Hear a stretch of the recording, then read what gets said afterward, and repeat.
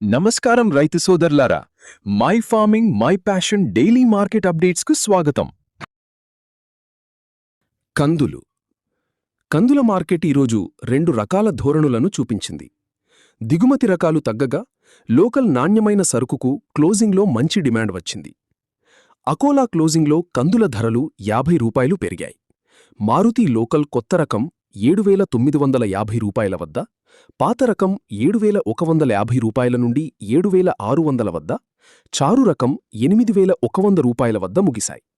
లాతూర్ మార్కెట్లో కూడా కందులు రూ75 పెరిగి మారుతి రకం 7,500 నుండి 7,775కి, తెల్ల కందులు 7,750 చేరాయి. గుల్బర్గాలో 7,700 నుండి 8,300 పలికాయి. సూర్యాపేటలో కందులు 5,513 నుండి గరిష్టంగా 7,509 పలికాయి. ఖమ్మంలో కందులు 7,300, సార్టెక్స్ పప్పు 10,600 వద్ద, వినుకొండలో కందులు 7,800, సార్టెక్స్ పప్పు 10,400 వద్ద, మాచేర్లలో పొదిలి కందులు 7,600, సార్టెక్స్ పాలిష్ పప్పు 10,250 వద్ద నిలకడగా